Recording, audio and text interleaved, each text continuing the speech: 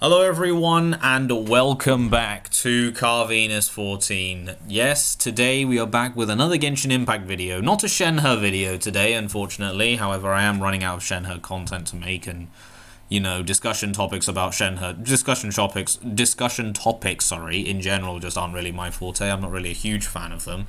So for now, we're kind of milked out when it comes to Genshin Impact content, Genshin Impact Shenhe related content. But as you guys can clearly see, or if you have been paying attention to any of the leaks like I do, I personally prefer the leaks, I do like it.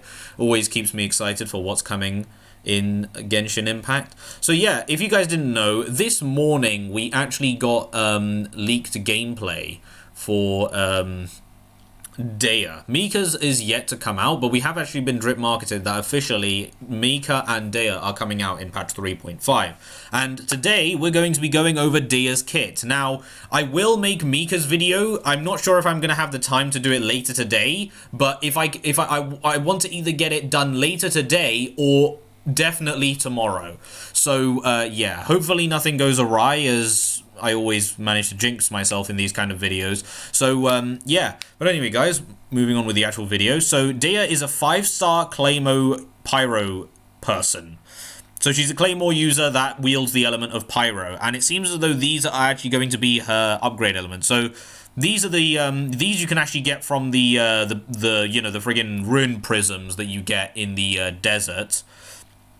And the Sand Grease Pauper, I don't actually believe these can be found. Oh, these are found in Sumeru as well. Maybe, I think they're exclusive to the newer region. I'm not really sure though. And then the Treasure Hoarders, I mean what is it? The Eremites bandages. You know, blindfolds. There we go. That's the word. Yeah. And then this is the actual weekly boss material, which is from Raiden Shogun again, it would seem. Yeah, puppet strings. No, it's not. It's not. It's from Scaramouche's boss fight. There we go. Scaramouche's stuff. So, yeah. She also requires the philosophies of Praxis. So the Praxis stuff, basically. So, yeah. Now, these are a look at her stats. Now, from the actual information that we've gotten about Dehya so far, we were told that she was supposed to be like Fischl, like a supportive pyro, you know, a supportive unit for pyro teams or something like that, basically. Now, it seems as though she scales with bonus HP as her ascension stat, so it's likely that she's going to be a support. And she's actually fairly tanky as well, 15,675 HP. So that, for comparison, is basically more than Zhongli and Jean. And I think it's about or nearly, it's either the same as Hu Tao or she's a little bit less than Hu Tao. But basically she's very, very tanky. Her base attack isn't ridiculously high. 265 is actually quite low for a 5-star unit, and her defense is, I don't actually know if this is high or low. I actually don't know, to be honest. So I don't know what to say about that, but yeah, it's safe to say that from the stats alone, we can tell that she is going to be a supportive kind of unit.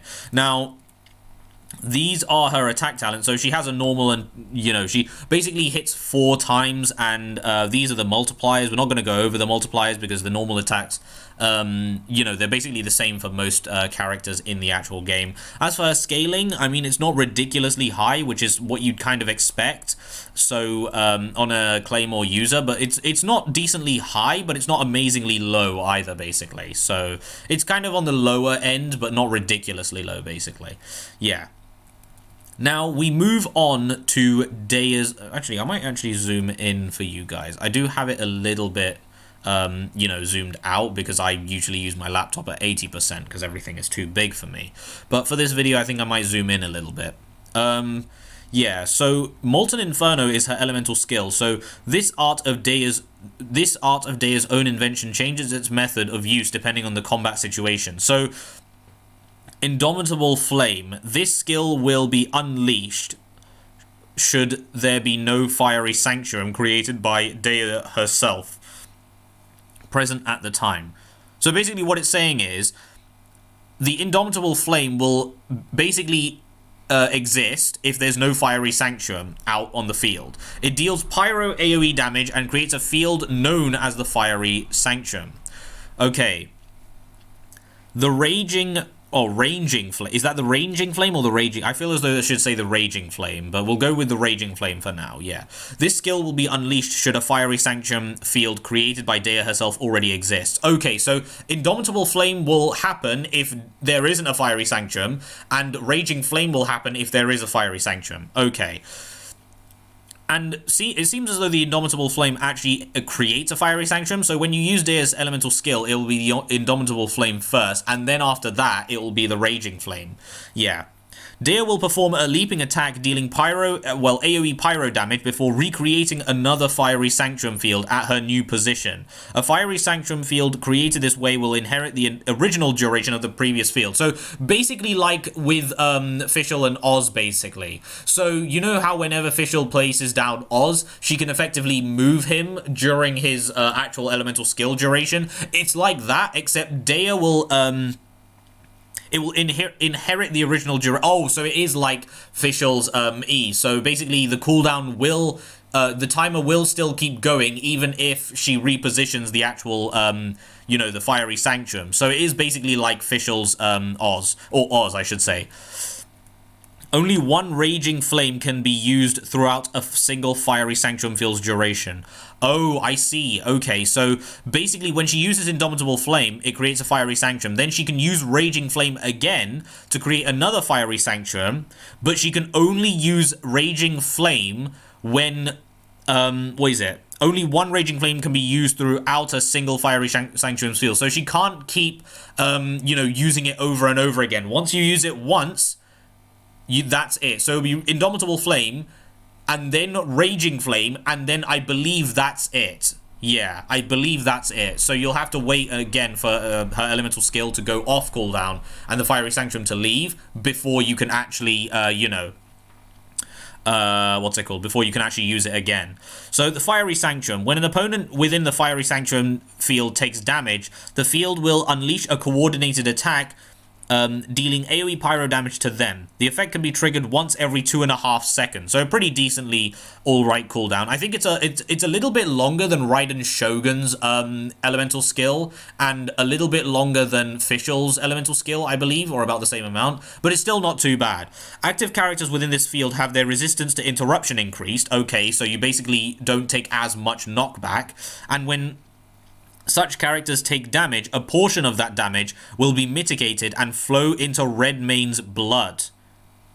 Okay, so basically this skill effectively makes you a tank. It makes you feel like a tank, basically. So you gain increased resistance to interruption, so you won't take as much knockback. So let's say you get hit, you'll basically ignore it, or, you know, the lighter attacks anyway. The mediums and the heavies won't push you back as much, but you'll still get staggered, basically. And when you do take damage, right, a portion of that damage is mitigated. So basically what that means is it's like Xingqiu's elemental skill. You know the Rain Sword, guys? When it rotates around you, you know how it takes a portion of those attacks? Yeah, into the actual swords, and then it heals you when it explodes. Yeah, it's like that, basically, except it doesn't look like there's a healing factor.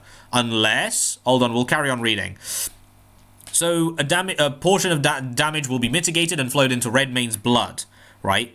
Dehya will then take this damage over 10 seconds. When the mitigated damage stored by Redmane's blood reaches or goes over a certain percentage of Dehya's max HP, she will stop mitigating damage in this way. Oh, so it's a bit like charging a battery, basically. So once the Redmane's blood tank is effectively at max capacity, Dehya will stop mitigating damage. So she has a certain limit. Basically like how with Xingqiu's Rain Sword, they have a certain limit, except it seems as though Dehya can't actually heal you. So it's a bit like Xingqiu's Rain Swords, but Dehya can't heal you and Xingqiu can. So basically, to recap the elemental skill, guys, it seems as though her elemental skill is literally the exact same as Fischl's Oz, right? And her Fiery Sanctuum passive of her elemental skill is basically like Xingqiu's Rain Swords, if you think of it that way. That's to put it simply, basically. And here is the actual damage. So the Indomitable Flame will start off at 112% and go all the way. Well, most people actually like to get their skills at level 8. So we'll talk about it at level 8 here. At level 8, it's 180%, and at level 6, which is where I like to stop, is 158%. So yeah, it's not decently amazing. It's not actually too bad, to be fair. It's actually pretty decent scalings. The Raging Flame, which is obviously the better one, will have a 212% scaling at level 8 and a 185% scaling at level 6. So yeah, it does more damage, which does make sense because it's the powered up version of the Indomitable Flame after all. The field damage over time is 96% at level 6 and then 110% at, you know, level 8, which isn't amazingly high, but honestly, compare that to the actual nuke damage that these two give, it's kind of justifiable why they would, you know, slightly nerf the amount of damage here. The damage mitigation goes up from 32% all the way up to 50% at level 10, but most people will probably go to level 8, which will be 46%, and at level 6 is 42%. That's still not bad, to be fair. It's still making you decently tanky. Yeah.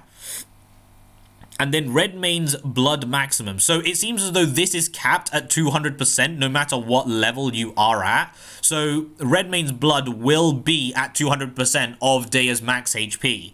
Yeah, so obviously it seems as though the way you want to build Daya is you want to make it so that she can absorb as much damage as possible so that you can actually remain tanky enough on the field and you know, deal more damage as much as possible. So the more HP Daya has, the more damage she can actually absorb away from your character on the field, right? So you want to make her very high HP. That makes sense with her Ascension stat of HP scaling.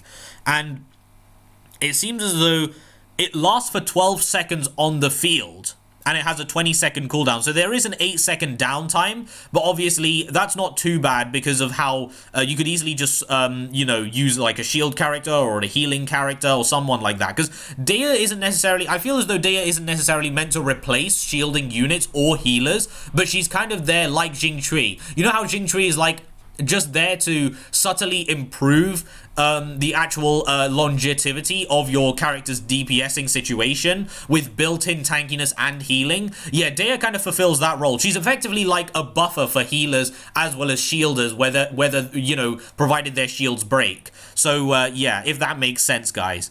Yeah. And then her elemental burst, Lioness's Bite.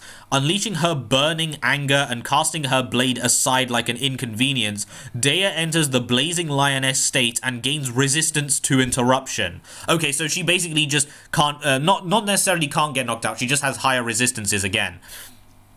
In this state, Daya will automatically and continuously unleash the Flame Mane's Fist, dealing pyro damage. So I'm presuming that just means she just punches a lot from the way it sounds.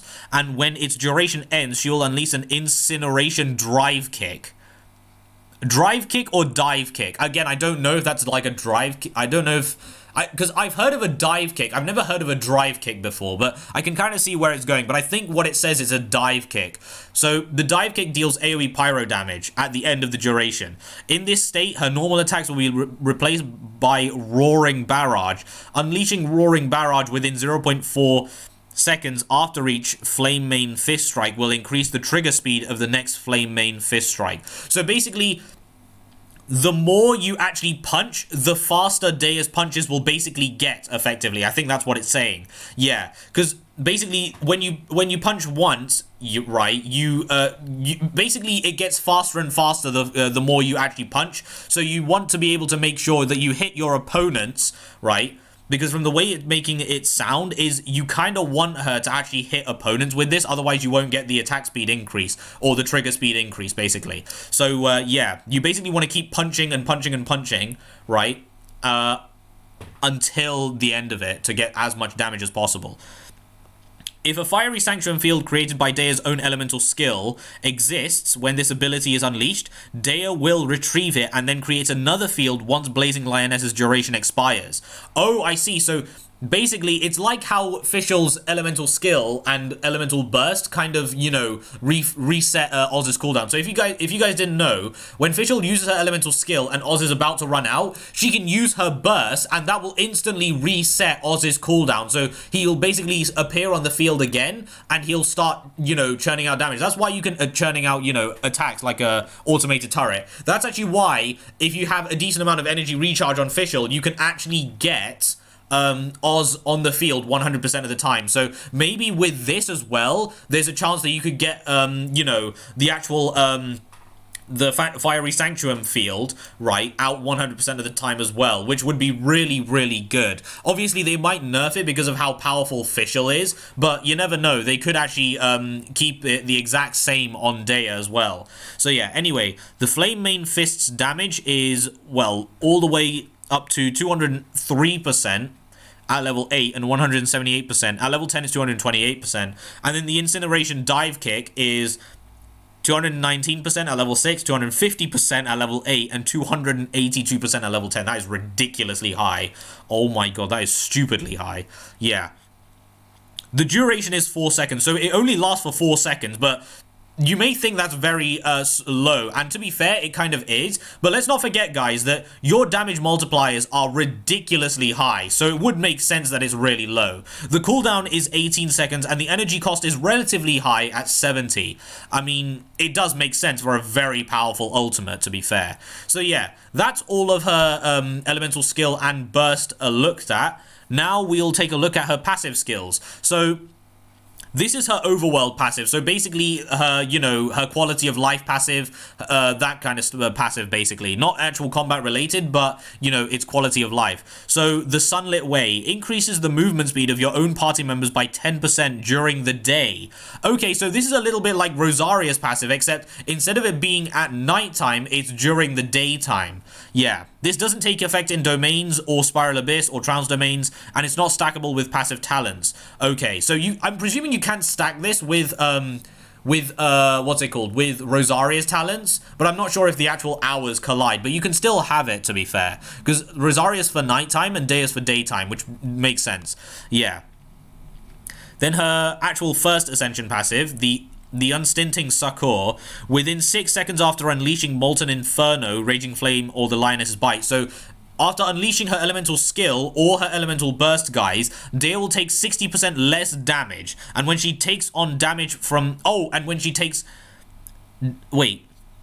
Dehya will take 60% less damage when she takes on damage from Redmane's blood. So I'm presuming what this means, guys, is when Dehya is out on the field herself, right, she will take 60% less damage. So I'm presuming this is only to if Deya's on the field, right? So if you're using her as a main DPS, I feel as though this passive will work. But if it's someone else, then it might not work. But it does say that Dehya will take 60% less damage when she takes damage from Redmane's blood. But then again, she does still take damage when you do actually activate the passive. So I think it would make more sense if this worked on Dehya if she was off field as well. So yeah, don't quote me on this, guys, but I feel as though this will only work...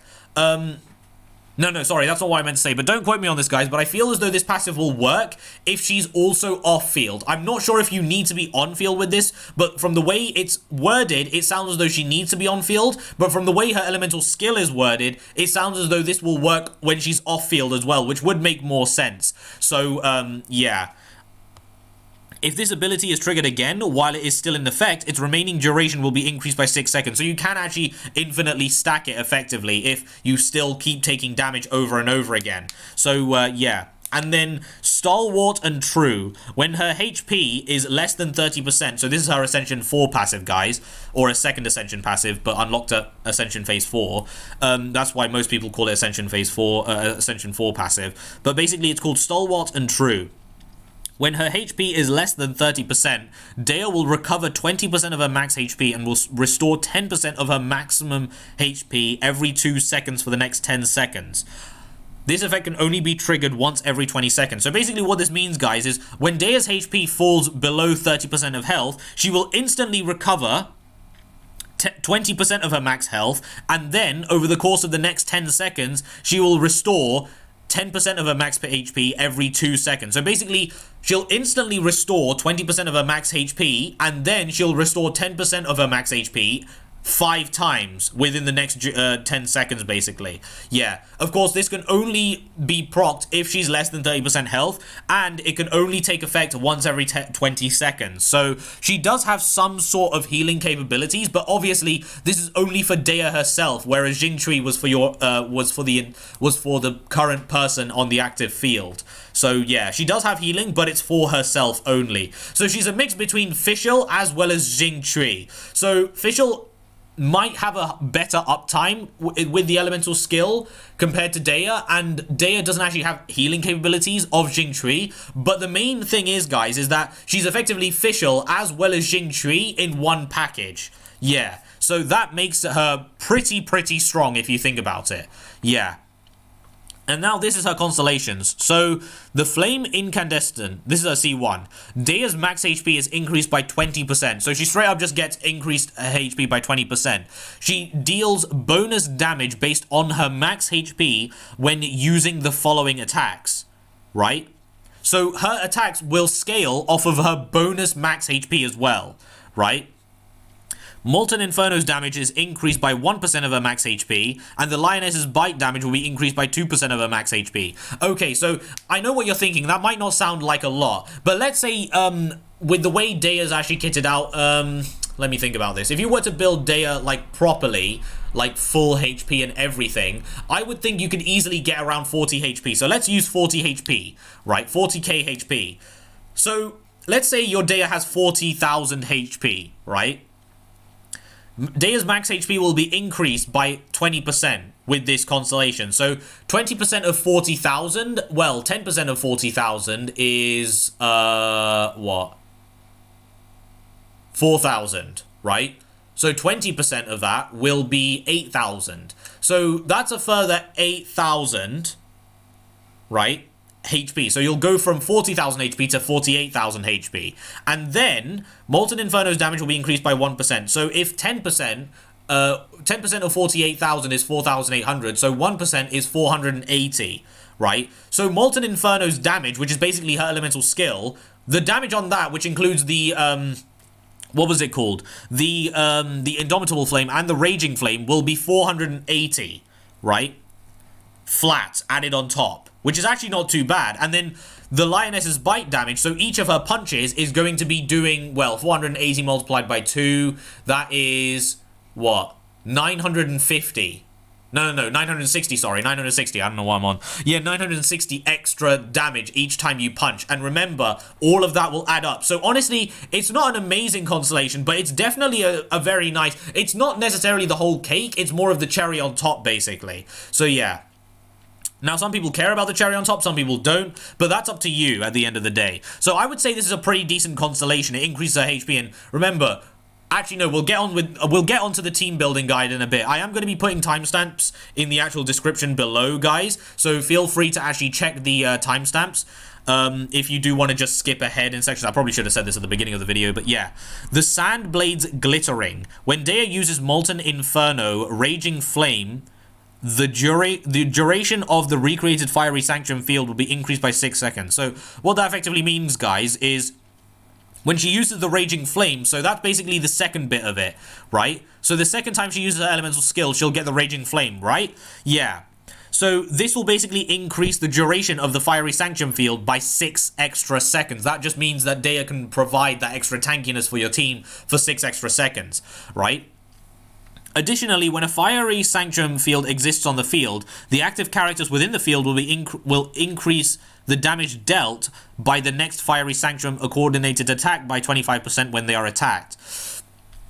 Okay, that second bit sounds a little bit confusing, but additionally, when a Fiery Sanctum field exists on the field, so when there's already a Fiery Sanctum field on the field, the active character within the field will increase the damage dealt by the next Fiery Sanctum coordinated attack. Oh, I see, guys. So basically what that means is if there's already a Fiery Sanctum on the field and your active character takes damage, right, whether it be anyone else or if it's Dea herself, if you take damage, your next Fiery Sanctum, or the next Fiery Sanctum coordinated attack, right, will deal 25% increased damage. And this is damage dealt. So this takes into account any elemental mastery, any crit damage, any pyro damage bonus, any reactions ongoing on the field. So that's actually pretty big if you think about it.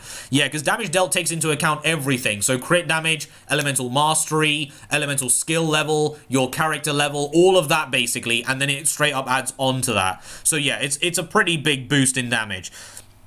A rage as swift as fire, this increases her elemental burst level by 3, and her C4 is an oath abiding. When Flame Main's Fist, so her elemental skill, and incineration dive attacks, right? So this is basically ultimate. So when Flame Main's Fist and incineration dive attacks unleashed during the Lioness's bites hits opponents, they will restore 1.5 energy for Dehya and 2% of her max HP. Okay, so they've basically given her like a lifesteal kind of effect. That's actually pretty good. So basically, guys, every time Dehya's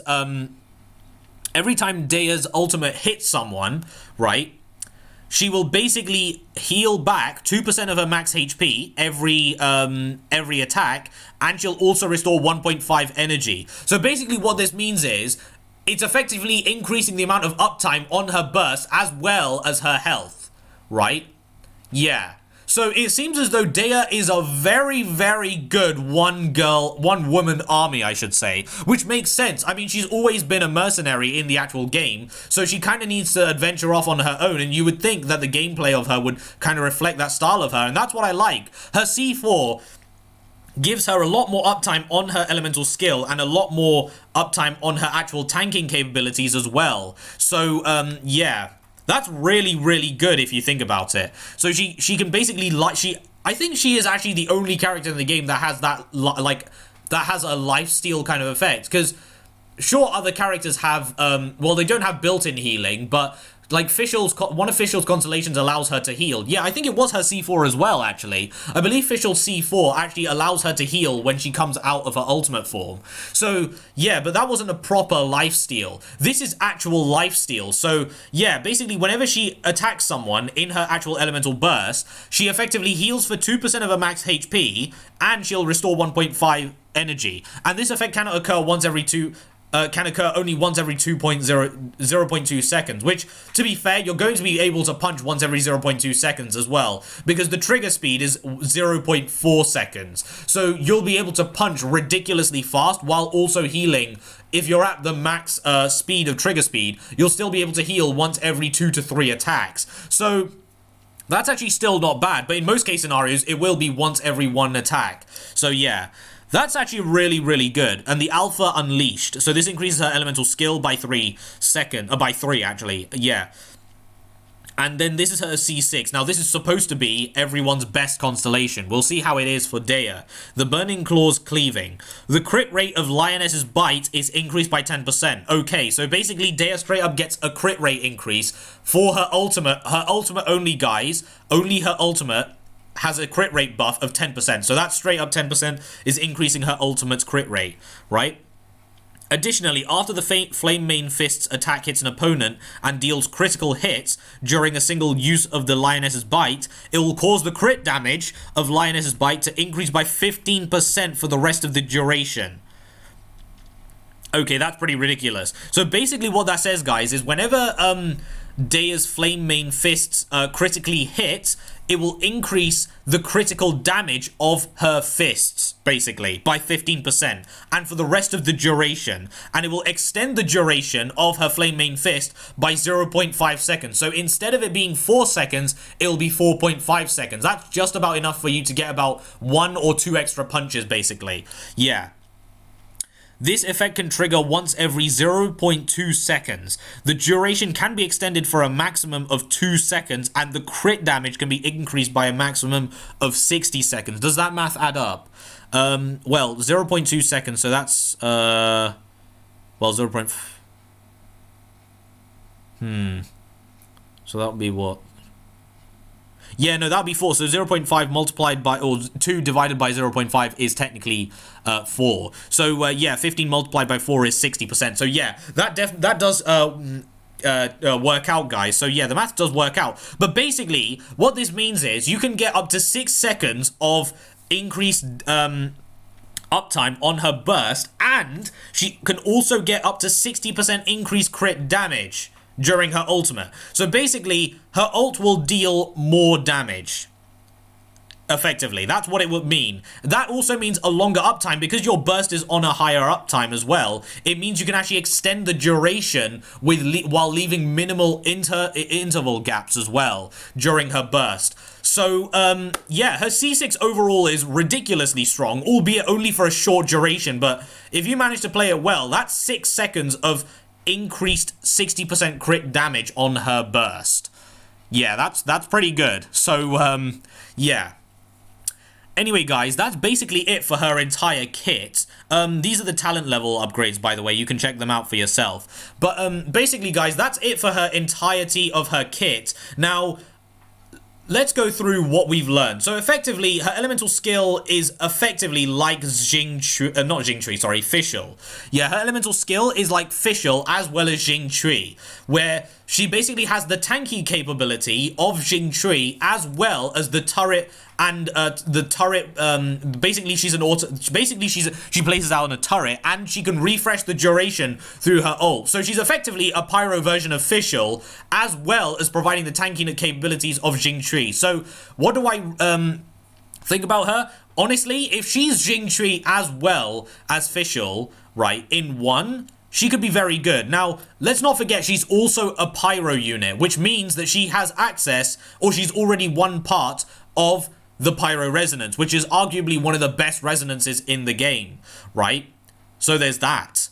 And number two, unlike the previous Sumeru characters, she's not actually bound to any sort of teams. She's not really bound to any type of teams. Like Nilo was bound to, you know, Bloom teams as well as Hyper Bloom teams. Chino was kind of bound to, you know, Aggravate teams and stuff like that, right? So Dehya isn't necessarily a support. I mean, sorry, not necessarily a DPS, but she has shown she can do some sub DPS capabilities. In fact, she's a sub DPS a little bit like Raiden Shogun, except Raiden Shogun restores energy for her entire team, whereas Dehya will actually reset the actual turret that she places down and also heal herself. So she's a bit more selfish in that regard, but also selfless.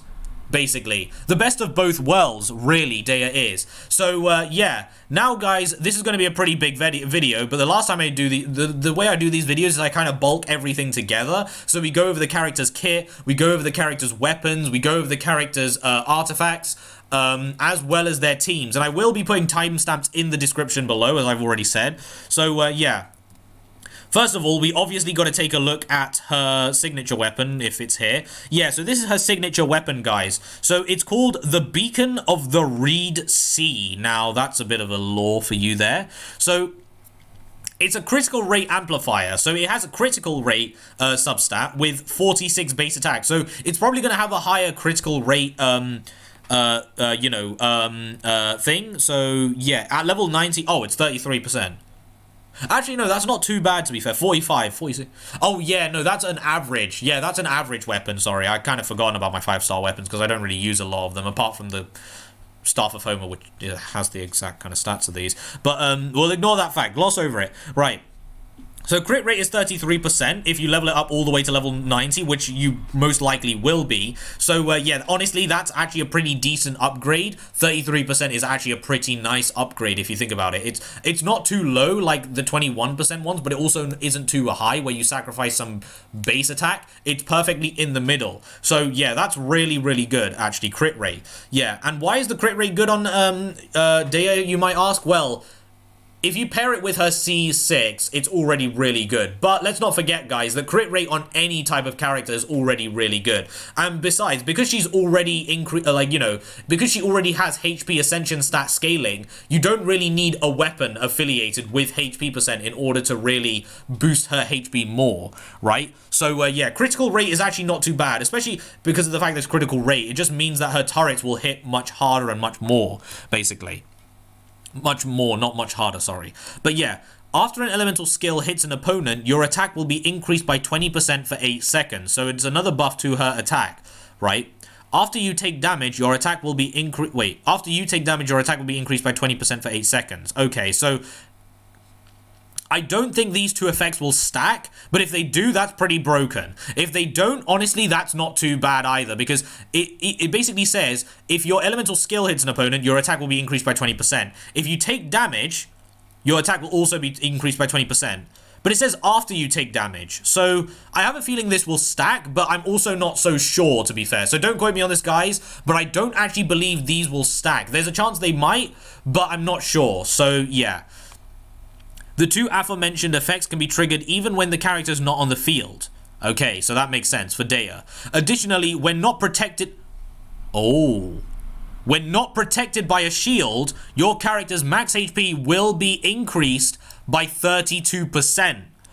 Okay, that's interesting. So if you do go for this weapon, guys, you don't want to really want to bring a Zhongli or a Noelle or a Diona or a Thoma or a Xinyan. You don't want to bring any of them because it feels as though you're going to get more value out of just not having a shield unit. You can still bring a healer, of course, but remember, Dehya has some healing capabilities, of course it's only self-built healing, but at the end of the day, Dehya will be taking most of the brunt in this team, if you think about it. So yeah, you don't want to really bring a shielding unit along, so that's interesting. So that we'll have to take that into account, obviously, for the actual teams. So yeah, and then, so it seems as though the numbers that are going up is the attack increase, as well as the HP increase, all the way up to 64%. My goodness. So it seems as though even this small jump here, right, that's a 5% increase there, and that's an 8% increase there. Even going from refinement rank to refinement rank, like each level is actually a pretty good buff, if you think about it. So refinements, honestly, on this weapon are going to be really strong, especially for Dehya. Yeah. But who else can use this weapon? Well, I don't actually know who else can use this weapon, but, well, I actually don't know, but we're not here to discuss other characters, guys. We're here to discuss Dehya. So now that we've taken care of that, well, obviously we know that her 5-star weapon is going to be the major thing here, but we will also take a look at the other weapons. So it seems as though the bell will actually be a good option on her, because if you guys didn't know, the bell has been one of the most useless weapons in the entire game for the longest time, until Dory came along. So, yeah. Because Dory's healing scales with HP and you want more HP, so the bell exists, right? And in my opinion, I still think it's not a brilliant choice, especially because it's only available on Dory. But now, Dehya can actually use it. And the bell actually gives Dehya a pretty sizable amount of HP, 41% bonus HP. That's not bad. But then again, if you think about it, guys, it's... Actually, no, because that was specific to the... No, that's fine then. No. Obviously, no, the shield that it gives is actually really, really good. The character gains 12% increased damage, though that kind of sucks because it means that Dehya's actual normal attacks won't be dealing any damage. However, her elemental burst... Actually, no, the more I think about it, her elemental burst synergizes really well with this, right? Yeah, taking damage generates a shield which absorbs up to 20% of the damage, 20% of the max HP damage. This shield, to be fair though, you kind of don't want Dehya to really have a shield if you think about it, because the more damage she takes, is it really the more damage she takes the better for your team? Because, actually, let's go back. So, Redmane's, okay, so it seems as though Dehya doesn't really get increased damage or anything like that with Redmane's blood.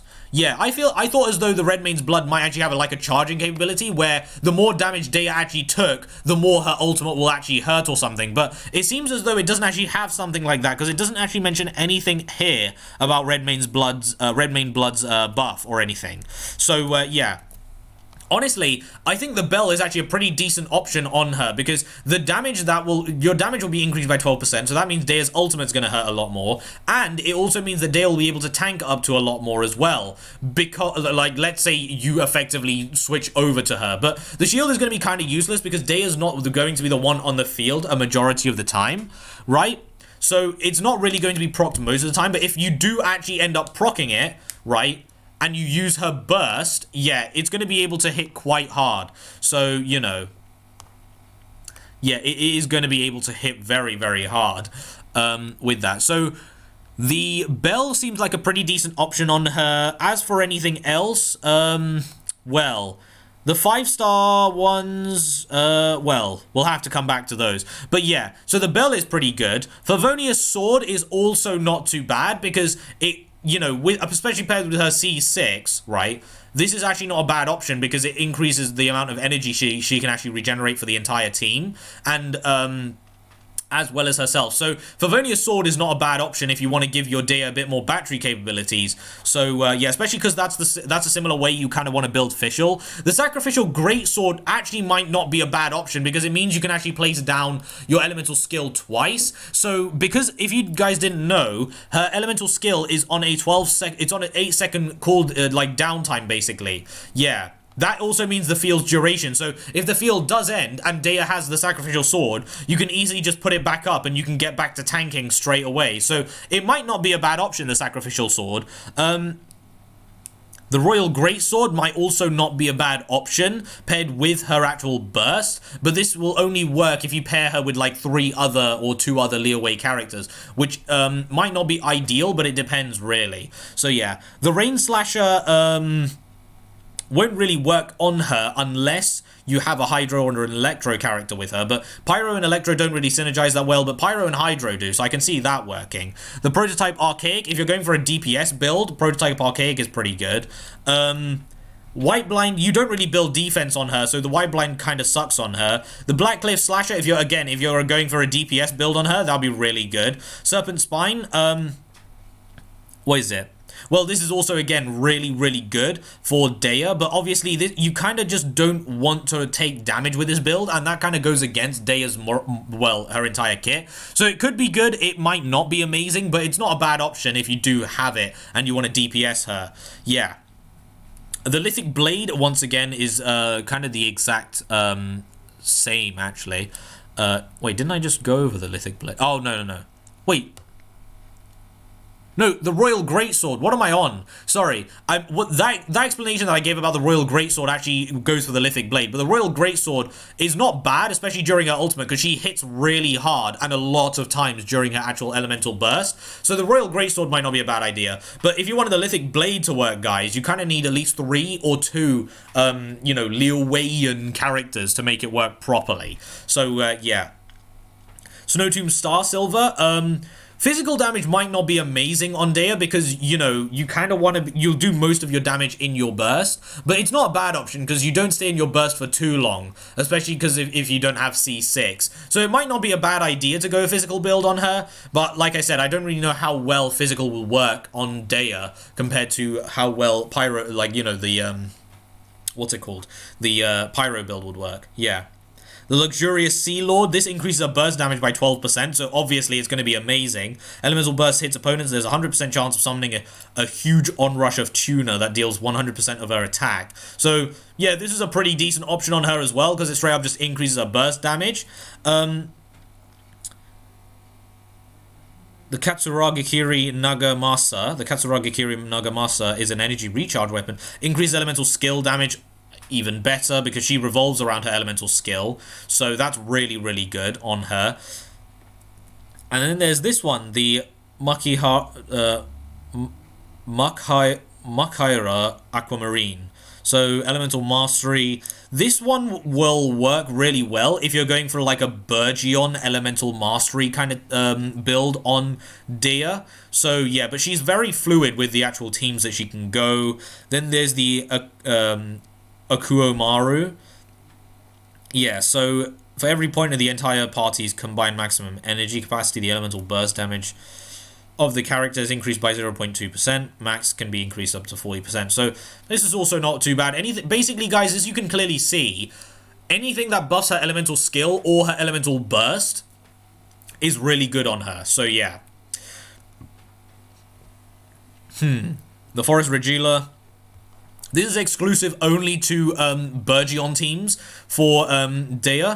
So if you're going for a Burgeon build, then that's there. And then the Mailed Flower, within 8 seconds of elemental skill, hits an opponent or triggers an elemental reaction. Attack and elemental mastery will be increased by 12% and 48% respectively. So again, it's not bad because it focuses on elemental skill, right? So yeah, as you guys can probably tell, among the 4-star options, nearly all of them are really, really good on her. The only one which I would say is kind of not amazing is probably Snowtomb Star Silver, because it kind of just doesn't really work with her, especially because physical damage, you know? I feel as though even if you are building DPS, you kind of want to build a load of attack so that you can attack as well as, like, some physical damage, but not too much. So you mainly want to build a load of attack if you were building Dea as, like, a physical DPS in my mind. So, yeah. And then there's this one. So the Skyward Pride is an energy recharge weapon. So it increases all damage by 8% after using an elemental burst, normal or charge attack. This could be really good, but whether her actual burst actually counts as normal and charge attack damage, we don't know, because it doesn't actually specify in her elemental skills kit or elemental burst kit. So this could work really well with ultimate. It might not, but obviously if you guys have the weapon and you want to put it on your Dea, then do test it out.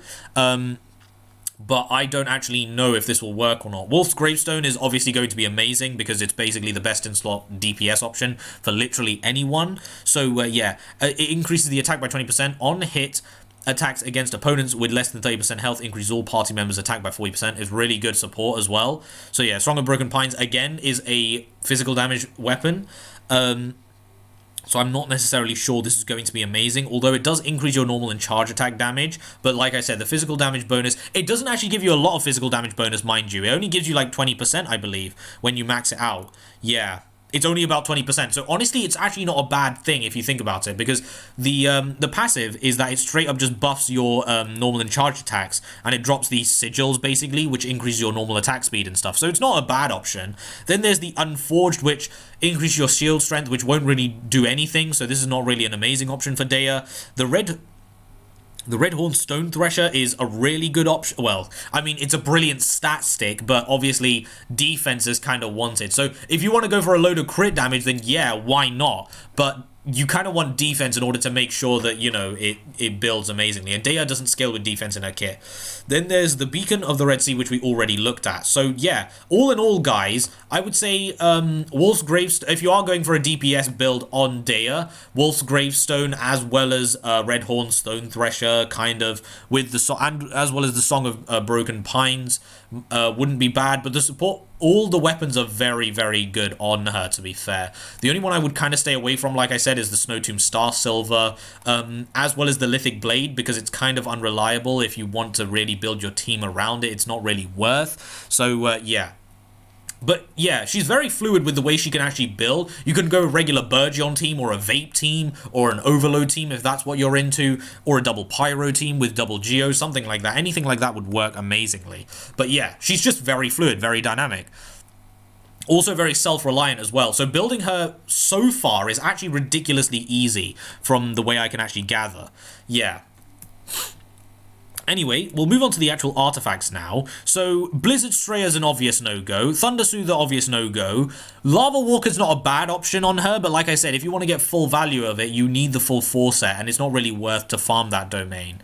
Actually, no, it's the Crimson Witch of Flames domain, so it's a decent domain, but it's not amazing. Main's Beloved obviously makes no sense. Gladiator's Finale, if you are going for a DPS build on, you know, Dea, it's not a bad option, but like I said, I don't know, and I am going to stress this, guys, I do not know if Dea's Elemental Burst counts as normal or normal attack damage, right? It might count as burst damage, but I don't know, because it doesn't actually say anywhere in her kit that it counts as normal attack damage, and it doesn't say if it counts as burst damage either. I mean, we literally read through it together, so we would all know, right? So again, Gladiator's Finale might not be amazing on her, but it might also be a really good option for her DPS, depending on the way that her ultimate works. Viridescent Veneer, obviously no-go. Wanderer's Troop 2-piece, again, if you are going for like an Overload team, or if you're going for like a Burgeon team, it's not a bad option to go down. The 2-piece, I mean. Yeah, Thundering Fury obviously does not make any sense. Crimson Witch of Flames, again, this could be a really good 4-piece if you are going for like, you know, a reaction-based team with Dea. So yeah, that's honestly, Crimson Witch of Flames, the 2-piece as well as a 4-piece isn't a bad option. Noblesse Oblige, honestly, I would say it's an alright option, but this just makes Dea's Elemental Burst deal more damage. And if Dea's Elemental Burst deals more damage, it doesn't really do anything, because according to her actual passive, right, Wait, where is it? Or is it her... Yeah, her C4, right, guys? Her C4 doesn't actually increase the amount of healing or energy that she gives based off of the damage that her ultimate does, right? So building more damage on her burst is nice, but it doesn't provide any other benefits, right? It just doesn't. So I wouldn't necessarily say build for her burst, but just, you know, build into it, but don't build for it, basically, if that makes sense. So if anything benefits your burst, by all means grab it, but make sure it benefits other parts of your build as well. And of course, let's not forget that your elemental skill increases all party members' attack for 12 seconds. Now, Daya's already going to be on the field for 4 seconds, so that means you can only utilize 8 seconds of this total piece, and if you have her C6, it'll only be a 6 second. So whether it's worth or not, I don't know. That's up to you guys to decide, but I'm just gonna say that building for her burst damage isn't something you should prioritize, but it's always nice to have. Bloodstained Chivalry isn't bad. The 2-piece, I mean. The 4-piece is kind of unreliable to proc if you are going for a physical what's her name, Daya. So yeah, then these are just, you know, why not, I guess. But yeah, Arcade Petra makes no sense. Retracing Belied also makes no sense unless you do have a shield unit on your team. But like I said, that can either work with you or against you depending on the weapon that you have. So yeah, Heart of Depth also makes no sense. Tenacity of the Millelith. This is by far going to be her best in slot, obviously, guys. I mean, come on, like, as soon as you saw it, she scales with HP and she's like Fischl. If you didn't know, guys, Fischl can actually use you know, Tenacity of the Millelith very well. It's just that the 4-piece, it's just that the 2-piece doesn't matter. But Daya can utilize the 4-piece as well as the 2-piece really well, because obviously her entire kit is basically like Fischl. Place down a turret, get the turret reset, deal damage. I tank more based on your HP. So Daya wants HP, and she also wants to buff everyone on your team, right? And the Tenacity of the Millelith is going to give her that. It's going to give her entire party. She's going to be able to help everyone with more attack by 20%. The shield strength, not so much, right? But like I said, the HP is there as well as the attack buff is also there for everyone. So she's going to be a brilliant buffer with this set, right? Pale Flame, again, isn't a bad option if you are going for a physical DPS.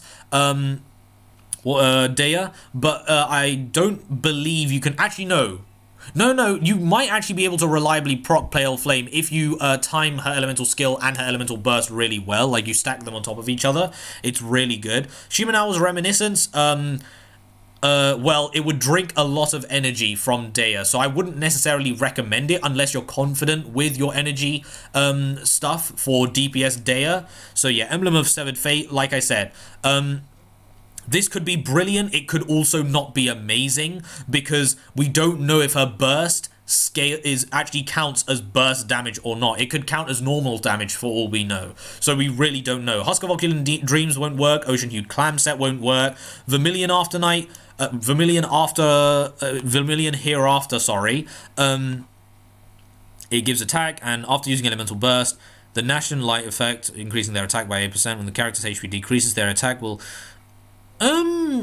I mean, you can, if you use Daya as a DPS, you will get hit more, but you'll also kind of heal as well if you have her Ascension passive as well as a C4. But, you know, I guess it could work, but like I said, it's a little bit unreliable in the way that things could work, because you could get the attack buff, but then you'll start healing again, so I don't really know if it will work amazingly on her, but it's definitely an option you could explore. I don't think it would work amazingly. Echoes of an Offering, it depends if you really like this set or hate this set. Some people really like it, some people really hate it, but it's also not a bad option for her DPS. Deepwood Memories obviously makes no sense.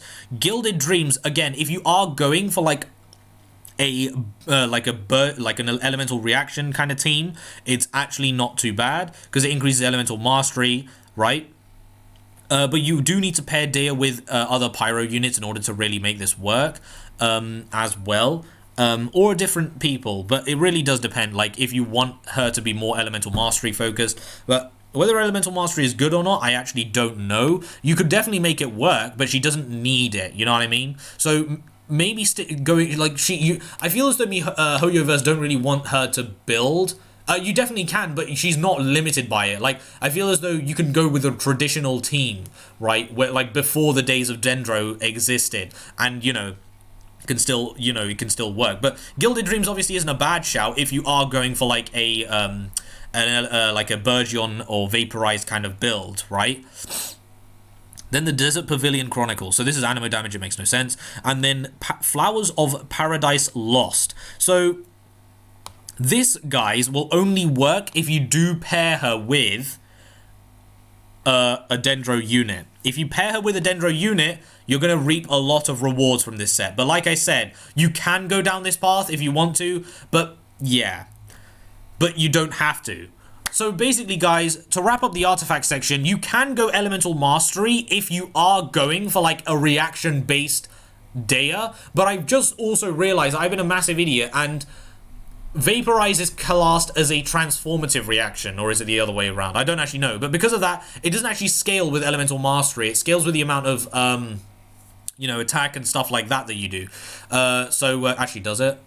I'm not even sure anymore, but all I know is that Vaporize is one of the better reactions in the game, meaning that it doesn't need a load of Elemental Mastery. So, if you are going for a Burgeon team with Dea, going down the Elemental Mastery route, right, is not bad. But you can even go down that route with a Dendro unit or something, and you'll still reap the rewards. I'm just saying that Elemental Mastery is probably a better choice on units that are Dendro on Dea's team. Like with Dea, you mainly want to focus on her pyro damage, or more importantly, her innate tankiness. And I feel as though Tenacity of the Millelith is going to be the only set where she can actually properly shine. You can go Crimson Witch of Flames and other sets like that, but of course, Tenacity of the Millelith is by far her best choice. Now, guys, moving on to actual teams.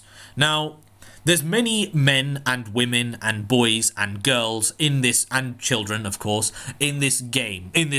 Obviously, in this game, yeah. So, who will Dea pair amazingly with? Now, because Dea already pairs amazingly with characters that give HP, well, she'll obviously pair brilliantly with characters that give you HP. And what characters are they? Hydro. Hydro characters give you a lot of HP, especially with the fact that the Hydro Resonance straight up increases your max HP by 25%. You'll be amazing. Like, I feel as though Dea could be paired really well with like a Hydro DPS. Like, you could go Ayato, honestly, Ayato, Kamisato, Ayato, Yelan, Dea, and then maybe Bennett. That'd be a really good team, right? Or you could go, like, if you want to go double Hydro, double Pyro to maximize both the resonances. Or you could go Child. You could go Xingqi. You could go Dea, and then you can go Yunjin. Right? I mean, Child doesn't rely off of normal attacks all the time, but he still does it a lot. But I think a better team would be Ayato, Ayato, Yelan, Dea, and then Yunjin. Something like that. Or Ayato, Candice, Dea, Yunjin. Or if you want to make a lore accurate team, you could go something like a really scuffed kind of team, like Chino, Dea, Candice, and Alhaitham. I don't know. Obviously that won't work, guys, but yeah. You could also go down the Cryo route if you want to go for like a Melt team. Yeah. Melt would also work. Like, you could go Ayaka. You could actually, if you guys are whales and you pull for her C6 as well as her weapon, you could go with a double Cryo, and double Cryo will benefit her really, really well, because that basically means you could just build a lot of crit damage on Dea without having the need for crit rate, because the Cryo Resonance increases your entire party's crit rate towards enemies affected by Cryo by 15%. So 15% from the Cryo Resonance, and then another 33% from the weapon, right? That's already a 48% crit rate right there. On top of the base 5% that you get, that's basically 52% or 53% crit rate. Yeah, that's not bad.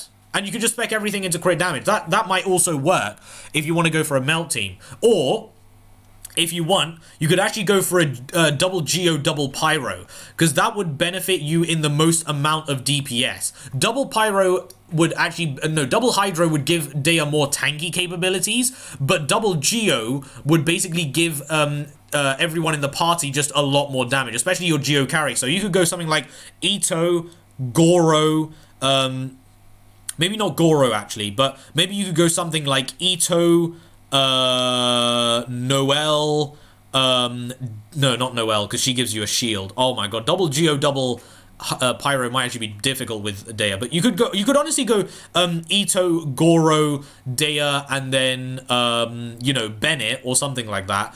But you won't be able to make you won't actually be able to you know, make Goro as effective. So if you want, most likely you would probably want to go like mono Geo with Daya inside, and that would be a pretty good team as well. Like Itto, Goro, Albedo, and then, you know, Daya, and that would give you so much increased tankiness. Yeah. Of course, thing is though, is that I believe the crystallized shards that you actually get from the crystallized reaction technically counts as a shield. So if you do have the 5-star weapon for Daya, maybe running a Geo comp with her might not be the best. But yeah, it's mainly about experimentation.